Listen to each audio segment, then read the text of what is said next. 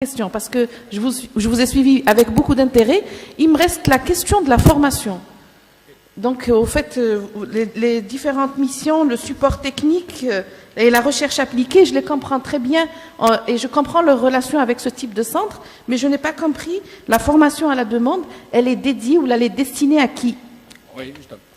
Parce que, elle est destinée à ceux qui activent dans le domaine des télécoms.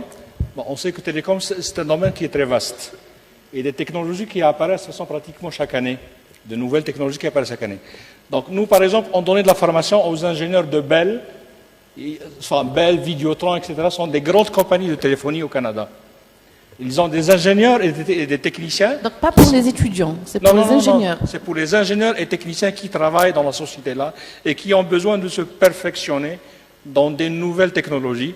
Donc on est là, nous, pour les aider à se perfectionner et à acquérir de nouvelles connaissances concernant les nouvelles technologies. Très bien. Donc c'est plutôt dans la formation continue et du recyclage. Absolument. Donc moi, j'ai retenu une chose très importante de votre conférence, c'est au fait, enfin, on arrive à mettre la recherche au service de la société et de l'économie, non pas rester très abstraite et malheureusement les résultats restent dans le fond d'un tiroir. Maintenant, j'ouvre le débat. S'il y a des questions, la demoiselle qui peut prendre le micro va venir vous distribuer le micro. Et si vous avez des questions, il est là le baladeur.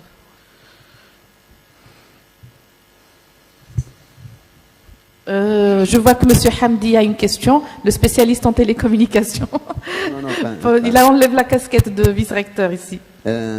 Donc, نشكر الأستاذ مجلدي pour cette intervention très bénéfique. نشكره على تقبل الدعوة اللي جانا من كيباك وإن شاء الله يعني تكون la conférence qu'il vient de donner تكون على الأقل سلطت الضوء على هذا cet axe d'activité اللي مازال احنا ناقص بزاف يعني في الجزائر جيماجين وهو اللي راح يساعد يعني في التنميه المحليه ولا التنميه الوطنيه le développement national. انا j'ai une petite question d'ordre on va dire futuriste شوي sincèrement et franchement est-ce que vous jugez que nous sommes capables de faire هذا l'axe d'activité qui est le transfert de technologie à l'échelle nationale et particulièrement au bassin de Guelma, sachant que le tissu économique في Guelma il est connu, نعرفوه الطابع تاعو نعرفوه اللي fortement تسمى ما عندناش une grande industrie ما عندناش beaucoup d'industriels عندنا des petites entreprises nous sommes là الجميع عندنا le potentiel humain عندنا des laboratoires de recherche يعني qui excellent dans les domaines تاعهم d'activité. Mais est-ce que le transfert de technologie est là, franchement, est-ce qu'on peut le faire? Donc, d'ores et déjà, dès le début, je peux dire oui, oui à 100%. Pourquoi? Je vais m'expliquer. Lorsque nous avions commencé à Trois-Rivières, Trois-Rivières, nous sommes dans une région qui s'appelle la Mauricie et qui est peut-être l'une des régions les plus pauvres du Québec. Je m'excuse. Les plus pauvres du Québec. Donc, il y en a ici, je crois. Merci. Alors, lorsque nous avons commencé à Trois-Rivières, nous avions un oscilloscope et je crois 2 ou 3 multimètres qui nous ont été donnés par une compagnie de téléphonie qui s'appelle Cogeco. Il n'y avait aucun étudiant. Je ne suis pas le doyen. Excuse. Je ne suis pas de toute façon le doyen de ce centre-là, mais j'ai trouvé 2 prédécesseurs qui ont déjà entamé les démarches pour créer ce centre-là. Au début, il n'y avait aucun projet, aucun étudiant. Moi, j'avais commencé en tant qu'enseignant-chercheur avec eux. Et au début, de toute façon, nous, on croyait qu'en étant spécialisé en télécom, on n'aura affaire qu'à des entreprises spécialisées en télécom. Et on s'était rendu compte tout de suite que c'est une chose que je disais même ici à mes étudiants dans les années 90. Je leur enseignais le module de traitement du signal. Certains croyaient que le traitement du signal, c'est une discipline qui est juste allouée aux électroniciens. Donc, le traitement de signal, on peut le trouver un peu partout. On peut traiter un signal. La fin, quand j'ai faim, c'est un signal qui se transmet et que je peux donc traiter. Le traitement de signal, c'est une discipline que l'on trouve un peu partout. De la même manière que c'est ce transfert de technologie-là, on peut répondre à des besoins, notamment, comme je l'ai déjà mentionné, aux gens de l'agriculture, aux gens qui travaillent dans les télécoms, aux gens qui travaillent dans l'électricité. On peut être partout. Là où il y a nécessité d'acquérir un signal ou de le transmettre, quel que soit le type de signal-là, on peut y être. Donc concrètement pour Guelma, c'est une zone qui est très défavorisée par rapport malheureusement au reste algérien. Je peux dire, enfin je peux affirmer que ce centre-là pourrait être peut-être le déclencheur d'une nouvelle économie à Guelma, qui va être, parce que, bon, bien sûr, il faut que l'État s'y mette, parce que si l'État ne s'y mettra pas, ça n'avancera pas. Parce que je suppose qu'il y a des programmes qui permettent d'aider les entreprises à évoluer, des programmes peut-être qui sont destinés à l'université, qui leur permettent comment dirais-je, de rendre le profit aux entreprises. Donc, rien que le fait de mettre la recherche, enfin les chercheurs, en contact direct avec l'entreprise, ce sera un grand atout. Donc, d'ailleurs, j'ai entendu avec plaisir que vous avez un Ben Ammar qui est très réceptif. Ça peut être lui-même le déclencheur de ça. On peut commencer par même créer avec lui une chaire de recherche pour développer des projets rien que pour son complexe. Des projets qui sont financés, qui seront financés en partie par lui. Parce qu'il ne faut pas que l'État continue à financer les projets de l'industrie. J'avais lu, enfin ça, il y a 2 années là, que Guelma a un manque terrible en matière de télécom. Donc on peut développer certaines petites applications. Ben, j'ai vu qu'il y a certaines zones qui sont complètement blanches, qui ne sont pas couvertes du signal. Avec de petites applications, on peut rendre ces zones-là couvertes du signal, donc et accessibles à tous les signaux. Je pense que vous avez touché un point très important. Ça faisait partie de mes questions. Au fait, j'en ai plusieurs. J'espère pouvoir en discuter avec vous-même en aparté. C'est le financement. Moi, je me pose toujours la question, comment nous allons pouvoir encourager ou bien motiver ces entreprises, ces PME, à venir faire confiance à ces centres de recherche et de transfert de technologie et mettre de l'argent, car au final, c'est pour leur intérêt. Oui. Enfin, c'est pour ça que je parlais de politique, parce que là-bas, j'avais dit que le Canada encourage beaucoup, de toute façon, la production qui émane de la recherche universitaire et scientifique. Il y a des programmes spécifiques qui sont destinés à cela. Vous citez l'exemple de ce qu'on appelle une subvention SEP, qui s'appelle la subvention de l'établissement de partenariat, qui est financée par le gouvernement du Canada, le fédéral. C'est une subvention de 25 000 $ qui nous permet d'entrer en contact avec l'entreprise et d'écouter ses doléances et d'écouter la problématique de ces entreprises-là. Donc là, je crois que vous avez déjà des programmes qui permettent de subventionner les labos. On peut utiliser une partie de cette pour déjà développer une première application à un industriel. S'il voit qu'il y a du concret, parce que ce qui manque actuellement, enfin malheureusement, c'est que l'industrie n'a pas trop confiance en ses chercheurs. Donc la première des choses, c'est de convaincre l'industrie à ce que nous sommes capables de répondre à leurs besoins avec des petites applications concrètes qui répondent à un problème concret. Bon, au début, il va être un petit peu réticent. La deuxième fois, on va lui demander de mettre 50 000 pour développer la deuxième application. Et quand il se rendra compte que nous sommes là et que ces applications-là améliorent réellement ses revenus, il va revenir de lui-même la prochaine fois et nous demander de faire des applications plus importantes. Très bien, parce qu'au fait, déjà, le but de ce salon, l'un des objectifs de ce salon, c'est de mettre en contact l'industrie et les chercheurs. Exactement. Je crois qu'il y a une question. On va prendre 2 dernières questions. Donc, Monsieur Kati, on va prendre d'abord 3 questions. Mademoiselle Hamlaoui. Un instant. Allez-y. Bonjour. Je me présente, je m'appelle Iman Hamlaoui, je suis manager achat de services et prestations chez Ammar Ben Ammar justement. Et je voulais juste faire une petite remarque sur ce que vous venez de dire. Aujourd'hui, Ammar Ben Ammar se dirige vers une nouvelle stratégie de management. Et parmi cette stratégie de management, c'est l'encouragement de la recherche justement.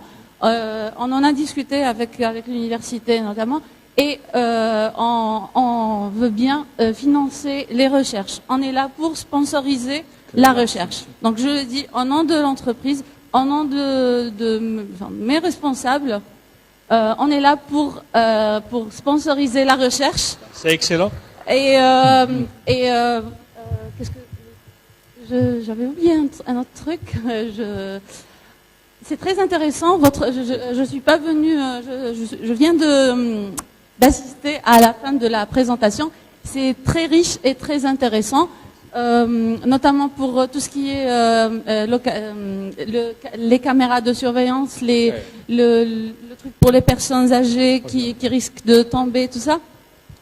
Et à l'entreprise, aujourd'hui, on essaye d'externaliser tout ce qui n'est pas dans le cœur de notre métier et d'avoir des partenariats avec des gens comme vous. Comme ça, on se focalise dans le cœur de notre métier et laisser les gens faire leur métier. Ça va créer des partenariats et ça va créer des opportunités de travail aussi. Merci, c'est excellent. Donc, la solution est déjà là. D'autant plus que pour l'entreprise de Bon Amar, je peux proposer, il y a un très grand projet que j'avais voulu créer une chaire de recherche dans ce contexte-là là-bas. On peut le faire ici. C'est un projet qui concerne la sécurité alimentaire. Donc ça pourrait justement faire l'objet d'un très grand premier projet de l'Université de Galma avec l'entreprise Bon Amar. De transfert de technologie. Pour le futur dans le cadre du transfert de technologie, c'est un projet justement dont l'objectif premier, c'était de détecter et de localiser les bactéries, par exemple, se trouvant dans les aliments consommables. On peut les détecter en temps réel et les localiser en temps réel avant qu'ils n'arrivent au client une phase de dégâts. Donc, et on peut l'orienter selon les besoins de Bon Amar, enfin du complexe. Hein. Donc ça pourrait faire l'objet déjà d'un premier partenariat. C'est noté, hein, c'est pas tombé dans l'oreille d'un sourd. Donc franchement, on cherche des projets comme ça avec un intérêt pratique et directement qui a un impact direct. Juste, je profite de cette occasion-là parce que moi, j'ai un très bon lien avec la ville de Traoré. Lorsqu'on parle de la ville, pour nous, c'est la mairie. Vous avez parlé une fois de façon justement de Ben Amar à Trois-Rivières, de ces responsables-là. Ils sont ouverts à lui donner l'espace qu'il veut là-bas, pour qu'il vienne industrialiser et lui donner toute l'aide qu'il veut pour investir là-bas.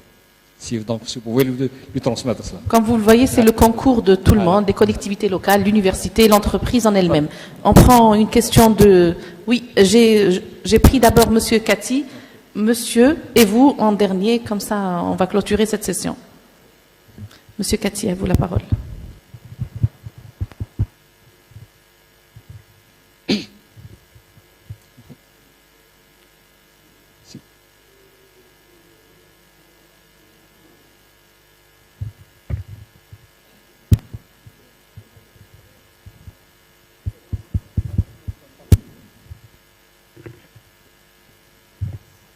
Effectivement, nos universités, les universités nationales, avec un encouragement de la tutelle également, on va vers un mécanisme comme ça, ou des mécanismes, on cherche un peu la formule magique pour faire fonctionner, on parle beaucoup d'incubateurs, on parle de transfert de technologie, de structuration, d'institutionnalisation également de, si vous voulez, de structure d'interface entre l'université et le monde productif. Donc, on est vraiment dans cette dynamique, mais la formule, elle n'est pas encore au point. Le mécanisme n'est pas encore vraiment au point, notamment deux aspects.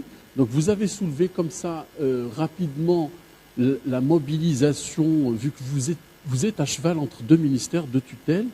Vous avez parlé de collège. Et là, ma première question, est-ce que donc, au sein de ces structures-là, au sein de ces centres, est-ce qu'il y a des chercheurs universitaires qui réalisent, qui travaillent? C'est-à-dire, quelle est la forme ou quelle est la relation entre vous, en tant que structure autonome, et les universitaires, hein, donc, c'est-à-dire, pratiquement, quel est un peu le mode de gestion de leur apport et également de la rétribution? Parce que je parle d'action incitative, au fait. Il faut que ça marche, finalement, mais il faut encourager les gens. Et donc, ma première question, c'est celle-là. Deuxième aspect, c'est la protection de la propriété intellectuelle. Donc, rapidement, vous en avez parlé, mais parce que vous avez parlé d'utilisation de technologies existantes, mais qu'en est-il de l'innovation et de la protection? C'est-à-dire les mécanismes de protection de la propriété intellectuelle, on en est loin en Algérie. Il y a des mécanismes mais qui ne sont pas très rodés et il y a beaucoup d'inventivité au sein de nos universités. Exactement. Il y a des niches d'excellence, mais on ne sait pas se protéger. Pas encore. Pas suffisamment. Voilà, merci. Je vous en prie. Donc, pour répondre à votre première question, tout d'abord concernant le... Enfin, je peux vous parler uniquement de mon centre actuellement. Actuellement, mon centre, dans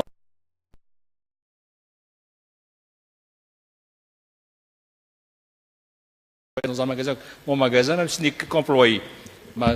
Donc, dans le centre que je dirigeais, il y a 4 PhD, 2 ou 3, de toute façon, des gens qui ont l'équivalent des magistères, là-bas ils appellent ça maîtrise, et 4 ingénieurs. Et en plus de cela, de toute façon, donc, on travaille très étroitement, enfin en collaboration étroite avec les QTR, et avec donc d'autres PhD, donc, et d'autres étudiants aussi de l'université, en plus des étudiants qui nous viennent du Cégep, et nous recevons aussi souvent des étudiants qui nous viennent de France notamment l'université de Compiègne, j'ai eu de façon de Grenoble, de Lyon, un peu de tout. Donc, pour ce qui est donc de la masse critique, donc d'ailleurs c'était un point qui nous est exigé de façon par la tutelle. Il y a un certain moment au début, lorsqu'on parle de collège, les gens croyaient que c'est les étudiants du collège qui vont concrétiser et réaliser ces applications-là. Il s'avère que pour toute recherche appliquée, il y a tout d'abord au début de la recherche fondamentale à faire, qu'elle soit faite avant à l'université ou bien faite même sur place, de façon dans les centres. Parce qu'il y a quand même des gens qui sont docteurs, qui sont donc spécialisés dans tel ou tel domaine. Maintenant, pour ce qui est de la propriété intellectuelle, nous, c'est vrai que nous avons l'approche facile avec les entreprises. C'est ce qui a fait justement que les CCTT deviennent très importants et un axe vraiment névralgique dans le Québec. Au Québec, on s'était parlé de façon plutôt hier, les universités ont ce qu'ils appellent le BLEU, le Bureau de liaison université-entreprise, qui est très exigeant en matière de propriété intellectuelle. C'est vrai, quand il s'agit d'une technologie qu'on invente nous-mêmes, qu'on crée à l'université nous-mêmes, ils ont tendance à se protéger, c'est tout à fait normal.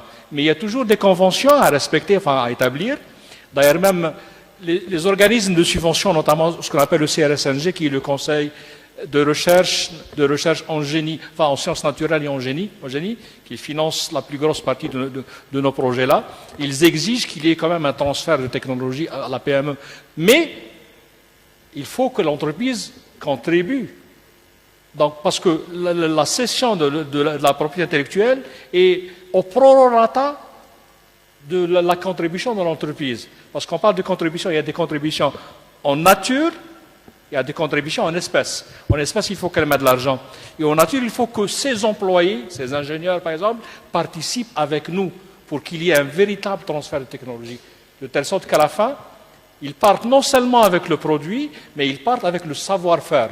Donc, selon l'importance du projet, nous, dans la majorité des cas, on a cédé la propriété intellectuelle complètement.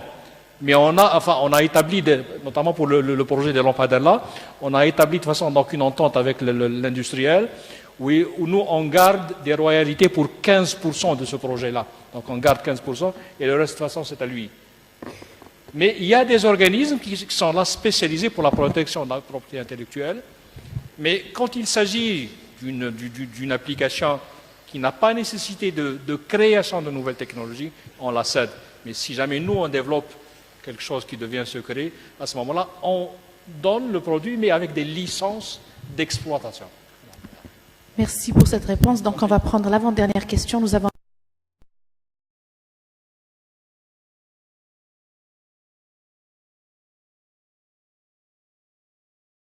Sofiane Boudalian, enseignant-chercheur à la faculté de sciences de la nature et de la vie à l'université de Galma.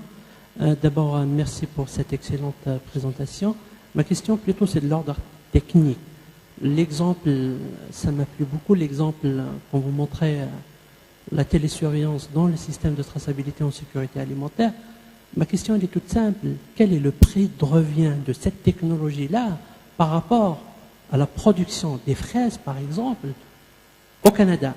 Parce qu'en fait, il faut se rappeler toujours dans le contexte local, le contexte algérien, la pomme de terre, par exemple, en saison d'abondance, elle est pas du tout chère. Hein. On est dans les alentours de 15 centimes d'euros à 20 centimes d'euros. Donc, peut-on développer une technologie qui va nous coûter pratiquement très cher pour l'utiliser avec un prestataire, avec un demandeur ou avec un industriel qui va demander cette technologie-là? Est-ce qu'on va trouver des clients? Absolument. Justement, parmi les missions qui nous ont été de toute façon affectées en tant que centre, c'est qu'on nous demande de faire des applications qui soient abordables par les clients et qui soient les plus efficaces possibles. Je peux vous citer un exemple, par exemple, d'une caméra. À un certain moment, quelqu'un avait besoin d'une caméra à infrarouge. Sur le marché, la caméra coûtait 5 000 $. On lui a développé un processus de façon locale, basé sur des éléments très simples, et ça a coûté 200 $. Bon, 200 $, c'est le produit final qu'on aura développé. Mais parce que si on compte tout l'effort que nous avons mis au début pour développer un prototype, bien sûr, il y a les chercheurs qu'il faut payer, etc. Mais parce que nous, on lui développe le prototype pour que par la suite, lui, il pourra le développer et le rendre, et donc, et deviendra par la suite, comment dirais-je, rentable. Mais si vous avez besoin, comme le cas de la fraise, par exemple, parce que, bon, il y a des applications qu'on développe pour l'utilisateur qu'il a développé. Donc, lui, il fait ses comptes, parce qu'au bout de plusieurs années, combien il va perdre de fraises, combien il va jeter. Donc, ça coûte énormément d'argent. Si ça lui coûte, par exemple, disons 100 millions, et nous, on lui développe un produit qui va lui coûter 50 millions. Donc, il est rentable, de toute façon, au bout du temps. Mais, d'une manière générale, on nous demande, nous, on nous exige, pratiquement, que les applications, les produits qu'on développe soient les plus abordables possibles et les plus efficaces possibles. Donc, c'est notre devise, de toute façon, que nous avons faite à nous. Pour la dernière question de monsieur, il se présente, s'il vous plaît. Salam alaikum.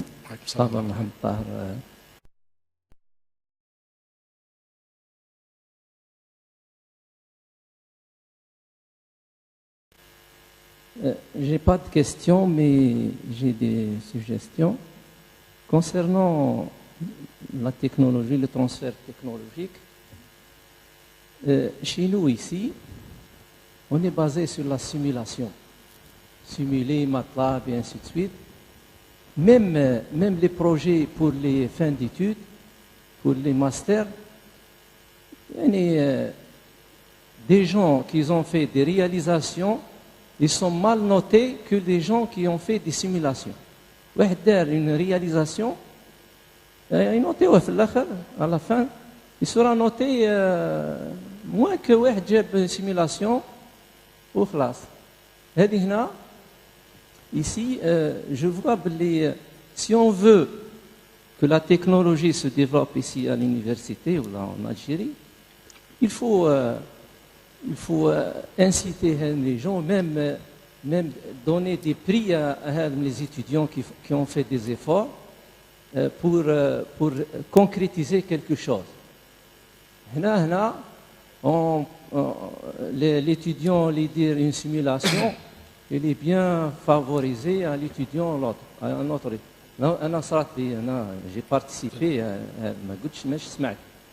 Très bien. Aussi, autre chose, c'est que les entreprises, comme vous avez dit, les entreprises n'ont pas confiance aux chercheurs algériens. Ils font des contrats avec les institutions étrangères. Ils leur livrent des produits clés en main. Peut-être ils leur exigent même pas de manipuler les produits terres. Par exemple, les projets proposés par le groupe Ben Amour, c'est des projets que j'ai vus, c'est du marketing. Et, comment faire le marketing, c'est tout. C'est pas des projets pour innover le processus industriel. J'ai vu des projets comme ça, proposés par Ben Amour, et c'est pas des, comme vous proposez, vous, des sujets de technologie, comment améliorer le processus technologique, comment aider les gens à améliorer les choses avec des produits des produits, des technologies. Et ça va être ce le début d'une étape. Moi, d'ailleurs, je ne sais pas si tu as terminé cette question. Je m'excuse.